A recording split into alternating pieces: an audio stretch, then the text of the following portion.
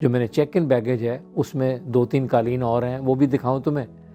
اس نے کہا میرے پاس اب کیش نہیں ہے، میرے پاس صرف چیک ہے، میں اتنا کما چکا تھا، میں نے کہا کوئی اس کا اعتبار کرنا چاہیے، چیک ہی لے لیتے ہیں۔ تو میں دعا کرتا تھا یا اللہ پیسے تو بنیں گے ہی، لیکن اگر 1-2 کم ہو جائیں تو اتنا وزن مجھے کندھے پہ اٹھا کے اوپر لے جانا جو ہے وہ آسانی ہوگی۔ اپنے دوستوں کو ذرا جلانے کے لیے کہا کہ دیکھا میں نے کڑی لین آئی ہے تو میں وہ دن کھانے تے جا رہے ہیں۔ جب میں اس کے اندر بیٹھا تو حیرانگی کی بات ہوئی کہ وہ ماشاءاللہ کوئی 200 کلو کی تھی۔ میں پہلا پاکستانی کارپیٹ ایکسپورٹر تھا جس کی گڈز ڈائریکٹلی ساؤتھ افریقہ گئیں۔ میں 50 قدم آگے اس لیے چل رہا تھا، میں نے کہا اگر کسی پاکستانی نے مجھے دیکھا تو انہیں کہنا انہوں پاک کہتے آ کے بھی اس طرح دی کڑی لبھی ہے۔ میرا نام اختر نذیر ہے، میرا نک نیم کوکی ہے، اس لیے مجھے زیادہ تر لوگ میجر کوکی کے نام سے جانتے ہیں۔ میجر اس لیے کہ میں فوج میں گیا تھا اور میں نے فوج میں میجر تک کے رینک تک نوکری کی۔ 1962 میں نے گورنمنٹ کالج لاہور جوائن کیا۔ 1965 میں فوج میں چلا گیا۔ فوج میں 1974 تک میں نے ملازمت کی اور پھر استعفیٰ دے کے میں سول زندگی میں آ گیا۔ جب میں نے فوج چھوڑی اس وقت مجھے امید تھی کہ شاید میں کسی محکمے میں، نجی محکمے میں نوکری کروں گا، لیکن اس زمانے میں میرے ایک جاننے والے قالین کا کام کرتے تھے جنہوں نے مجھے قالین دکھائے اور کہا کہ اس کو ہمیں یورپ میں ایکسپورٹ کرنا چاہیے۔ میرے بہت سارے قریبی دوست جو تھے وہ یورپ میں تھے اس وقت۔ ایک دوست میرا بہت قریبی سردار احمد خان جس کو ہم بابی کہتے ہیں، وہ کوپنہیگن میں تھا۔ حامد گوہیر میرے ایک بہت پیارے دوست جو اب خود قالین کا کام کرتے ہیں، وہ اس وقت ویانا میں تھے۔ میں ویانا چلا گیا، کچھ سیمپلز میں نے ساتھ لیے اور چند ایک کارپیٹ میں نے کوئی 5 کے قریب جو ہے وہ میں نے ساتھ رکھ لیے جو بڑے اعلیٰ کوالٹی کے تھے۔ جہاز میں اتفاق سے میرے ساتھ ایک جرمن بیٹھا ہوا تھا جو کہ عربوں کو شکار کھلواتا تھا، اس کی ویسے نیڈل فیکٹری تھی اسٹٹگارٹ میں۔ بات چیت شروع ہوئی، کچھ نے شکار کی بات کی تو میں نے کہا میرے پاس ایک شکار کا قالین ہے تو دکھاؤں تمہیں؟ اس نے کہا دکھائیے۔ تو میں نے جو ہینڈ کیری بیگ تھا اس میں سے قالین نکالا اور اس کو دکھایا، اس کو بڑا پسند آیا، کہنے لگا یہ کس لیے لے جا رہے ہو؟ میں نے کہا بیچنے کے لیے۔ تو اس نے کہا میں خرید سکتا ہوں؟ میں نے کہا ضرور۔ اور اس کو میں نے اس وقت جو تھا کوئی تقریباً جس قیمت پہ میں نے خریدا ہوا تھا وہ اس سے کوئی 10 گنا زیادہ قیمت بتائی اور اس کو بڑی خوشی ہوئی اور اس نے اس قیمت پہ اس کو خرید لیا۔ میں نے جب اس نے وہ ایک خریدا تو میں نے کہا میری یہ بیگ میں اور بھی ہیں 2۔ اس نے کہا دکھاؤ، وہ بھی میں نے 2 کھول کے دکھائے، وہ بھی میں نے اسی طرح کوئی 10 گنا قیمت میں اس کو سے بیچ دیے۔ اس نے سب کیش مجھے ڈالر دے دیے۔ اس زمانے میں کوئی سیکیورٹی کی پرابلمز نہیں ہوتی تھیں، کوئی مسائل ایسے نہیں تھے۔ میں ٹریول بھی فرسٹ کلاس میں کر رہا تھا۔ تو جہاز جب ڈماسکس میں اترا جہاں اس نے اترنا تھا تو میں نے کہا میرے بیگ میں تو یہ 2 تھے، لیکن جو میں نے چیک ان بیگیج ہے اس میں 2-3 قالین اور ہیں، وہ بھی دکھاؤں تمہیں؟ اس نے کہا میرے پاس اب کیش نہیں ہے، میرے پاس صرف چیک ہے، میں اتنا کما چکا تھا، میں نے کہا کوئی اس کا اعتبار کرنا چاہیے، چیک ہی لے لیتے ہیں۔ سامان کھلوایا گیا، اس میں سے دونوں وہ قالین نکال کے اس کو دیے، وہ بہت خوش ہوا۔ اب 5 قالین جو میں نے اس وقت 10 گنا قیمت میں بیچ دیے تھے تو میں نے کہا میں تو اب قالین کا کام ہی کروں گا، اور ویسے بھی میں کوئی سیمپل ساتھ لے کے جا رہا تھا۔ اس وقت امبیسڈر جو تھے وہ جنرل گل حسن تھے، جن کے ساتھ میری ملاقات ایز اے کیپٹن جارڈن میں ہوئی تھی، اور انہوں نے اس کو اکنالج کیا۔ میں نے ان کو کال کیا کہ میں آیا ہوں ویانا، ملنا چاہتا ہوں آپ سے۔ انہوں نے مجھے کھانے بلایا اور پوچھا کیا کرنا چاہتے ہو، نوکری دلوا دوں تمہیں یونیڈو میں؟ میں نے کہا جی نہیں، میں نے نوکری کرنی ہوتی تو فوجی کی کرتا۔ تو کہنے لگے پھر کیا کرو گے؟ میں نے کہا جی قالین کا کام کروں گا۔ انہوں نے کہا اچھا صبح ہم کوئی قالین والے بلاتے ہیں۔ انہوں نے قالین والے بلائے، اس کو وہ سیمپل بڑا پسند آیا۔ وہ سیمپل جب دیکھا اس کے مطابق اس نے اس زمانے میں 1974 میں سپٹمبر کے اندر $42,000 کی لیٹر آف کریڈٹ کھول دیا۔ میں نے وہ جو میرے یہاں جاننے والے تھے ان کو وہ آرڈر فارورڈ کیا، کیونکہ وہ قالین کا کام کرتے تھے، اور میرے پاس جو پیسے اپنی فوج کی پونجی اکٹھی تھی وہ میں نے ان کو دے دی اور کہا کہ آپ اس کے قالین بھیج دیں۔ انہوں نے ان پیسوں سے جو میں نے ان کو دیے انہوں نے مجھے قالین بھیجے، لیکن بہت ہی افسوسناک بات یہ تھی کہ جو سیمپل میں لے کے گیا تھا اس کے مطابق وہ نہیں تھے۔ وہ جو انہوں نے قالین بھیجے وہ کافی کمزور کوالٹی کے تھے۔ بہرحال جب گڈز وہاں پہنچیں تو وہ بائر جس کا نام پیٹر شمت تھا اس نے کہا کہ میں قالین کھول کے دیکھنا چاہتا ہوں، انسپیکشن کرنا چاہتا ہوں۔ جب اس نے انسپیکشن کی تو اس نے مجھے سیمپل دکھایا اور کہا کہ اس کے مطابق نہیں ہے، تو اس نے وہ چھوڑ دیا۔ اب میں کیونکہ پیمنٹ کر چکا ہوا تھا، قالین کا مجھے کچھ پتہ نہیں تھا، بہرحال وہ قالین وہاں سے چھڑائے۔ حامد گوہیر جو تھے وہ ایک بلڈنگ میں 4تھی منزل پہ رہتے تھے، میں نے وہاں ایک وین خریدی اور وہ وین کے اندر میں نے اس کو بھر کے لے گیا اور اس کی 4تھی منزل پہ رکھے۔ پھر ہر صبح میں اٹھ کے قالین جو ہیں وہ وین میں بھرتا اور مختلف گاؤں جو تھے ان کے قریب ان پہ سفر کر کے جاتا اور وہاں کسی موٹیل کے اندر کھڑا ہو کے وہاں کے ان کے لابی کے اندر یا ڈائننگ ہال کے اندر ان کو کچھ پیسے دے کے قالین ڈسپلے کرتا، اور شام تک 2-1 قالین 3 قالین ضرور بیچ لیتا۔ اور وہ بھی اس زمانے میں لوگوں کو ہاتھ کے بنے ہوئے قالین کی بہت قدر تھی اور وہاں پر اتنے زیادہ دستیاب نہیں تھے، تو میں نے پھر بڑی اچھی قیمت میں وہ قالین بھی بیچے۔ صرف مجھے پرابلم یہ ہوتی تھی کہ جب واپس شام کو لے کے جانے ہوتے تھے تو میں دعا کرتا تھا یا اللہ پیسے تو بنیں گے ہی، لیکن اگر 1-2 کم ہو جائیں تو اتنا وزن مجھے کندھے پہ اٹھا کے اوپر لے جانا جو ہے وہ آسانی ہوگی۔ بہرحال اس طرح وقت گزرتا گیا، میں نے وہ ساری شپمنٹ بیچی اور اس کے بعد میں کوپن ہیگن چلا گیا۔ وہاں میرے دوست تھے سلیم صاحب، میں ان کے گھر ٹھہرا، وہاں پر ایک چھوٹی شپمنٹ ہم نے منگوائی اور اس شپمنٹ کو ان کے گھر کے ڈرائنگ روم میں کھول کے میں نے وہاں ایک فکٹ کمپنی تھی بہت بڑی، اس کے بائر کو بلایا، دکھایا، اس کو قالین بہت پسند آئے اور وہ اس نے قالین خرید لیے، لیکن اس نے ہول سیل پرائس پہ خریدے۔ اب میرے پاس جو وینا میں آسٹریا میں نے شپمنٹ بیچی تھی اس سے خاطر خواہ کافی بڑی رقم اکٹھی ہو گئی تھی۔ میں وہ لے کے پاکستان آیا اور یہاں آ کے ان سے تو میں نے گلہ نہیں کیا، لیکن جنہوں نے مجھے وہ کمزور قالین کم کوالٹی کے بھیجے تھے، بہرحال اس سے مجھے یہ فائدہ ہوا کہ میں تب تک کچھ قالین کے متعلق سیکھ گیا تھا۔ میں نے ایک کمپنی بنائی جس کا نام مناکو تھا۔ بہرحال پھر میں لنڈن گیا اور لنڈن میں میں نے یلو پیجز سے کارپیٹ ڈیلرز کی لسٹ نکالی، اس میں ایک بہت بڑے کارپیٹ ڈیلر تھے نیتھن عزیز الحوف، ان کا میں نے نمبر نکالا اور میں نمبر لے کے ان کو ملنے کے لیے چلا گیا۔ انہوں نے پہلی شپمنٹ جو تھی ایز پراپر امپورٹر مجھ سے امپورٹ کرائی، انہیں میرے قالین پسند آئے اور اس کے بعد ان کا میرا بہت تعلق رہا۔ میں نے اس کے بعد یوں کیا کہ جب میں کوئی شپمنٹ کرتا تھا خود میں خریداری کرتا تھا، تب تک مینوفیکچرنگ میں نہیں گیا تھا اور خود انسپیکشن کرتا تھا اور ان کو تیار کروا کے تو ایکسپورٹ کرتا تھا۔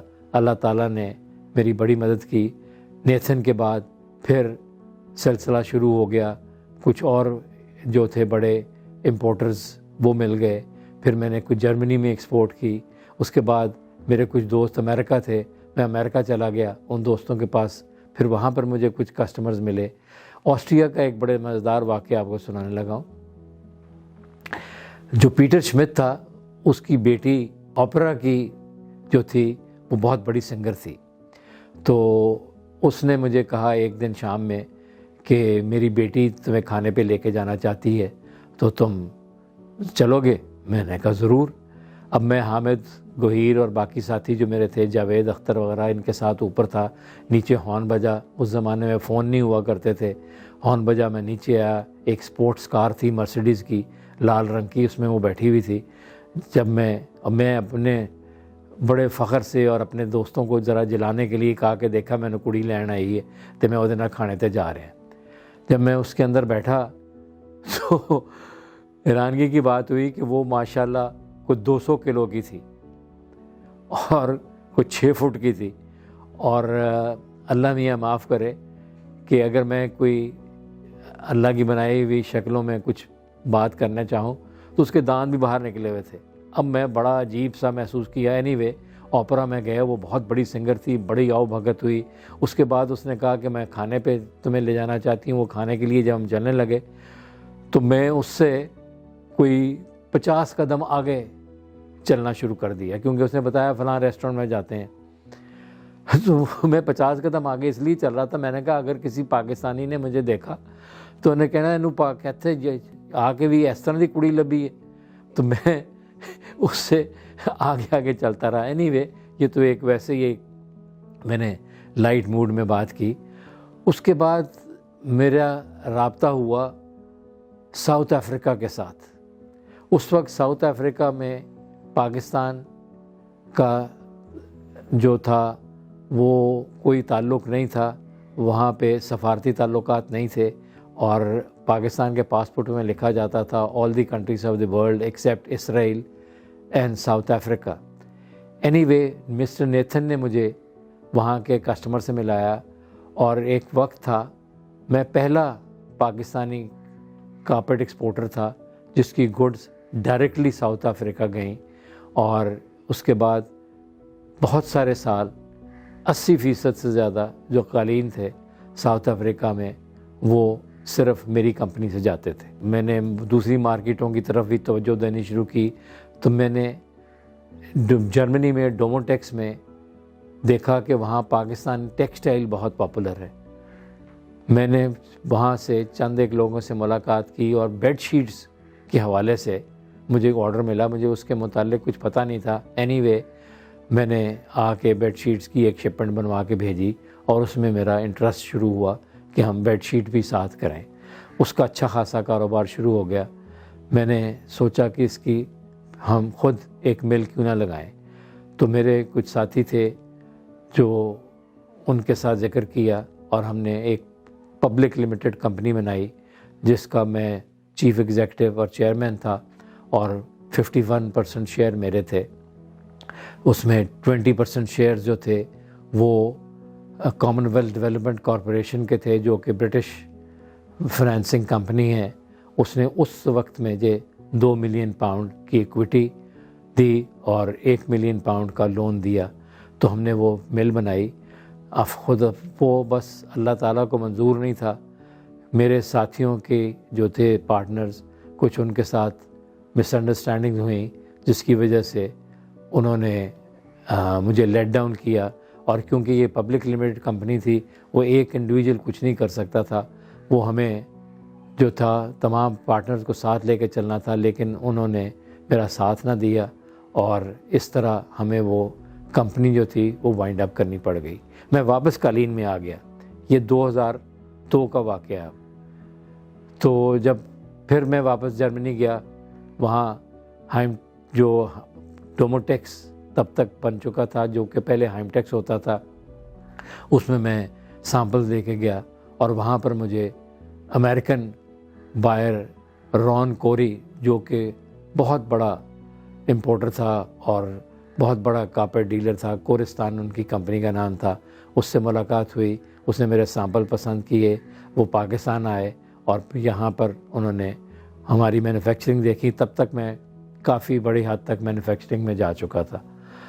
وہاں سے ہمارا تعلق جو ہے امریکہ سے بہت بڑے لیول پہ شروع ہوا، اور ماشاءاللہ ملینز آف ڈالرز کی میں نے ایکسپورٹ کی وہاں پہ۔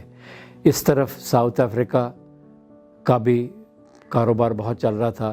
جو میرا بہت دوست بن چکے تھے سلون سائمن، بیری ہرٹس، سلون سائمن جو میرا مین امپورٹر تھا، ان کے پاس میں رہتا تھا، وہ شفٹ کر کے آسٹریلیا جا رہے تھے، ساؤتھ افریقہ چھوڑ رہے تھے۔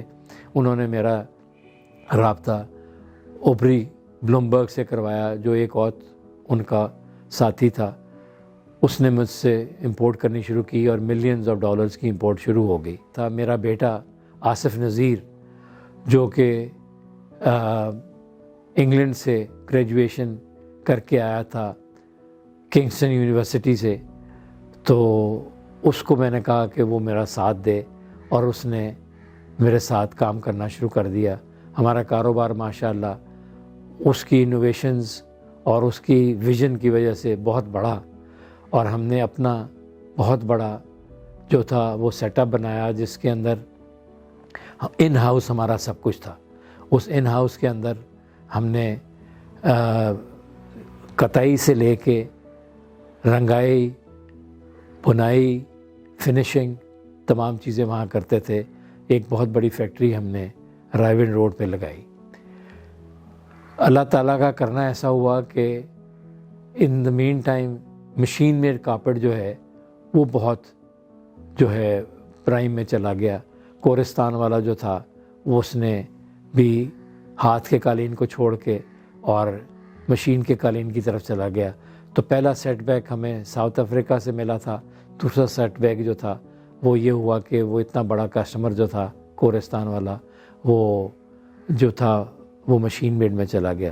تو ہماری ایکسپورٹ جو ماشاءاللہ ایک زمانے میں بہت بڑی تھی، 40 کروڑ کے قریب جا رہے تھے، ہم ایک دم جو تھے ڈکلائن کی طرف آ گئے ان دو سیٹ بیکس کی وجہ سے، اور ہماری پروڈکشن جو تھی وہ بھی اس کے مطابق ہم نے کم کر دی، اور اس بڑے ویئر ہاؤس کو اور اس فیکٹری کو ہم نے جو تھا ڈسپوز آف کر دیا، کیونکہ وہ ویلیو جو تھی لینڈ کی وہ بہت بڑھ گئی تھی، اور اس میں اتنا ریٹرن ہمیں نہیں مل رہا تھا۔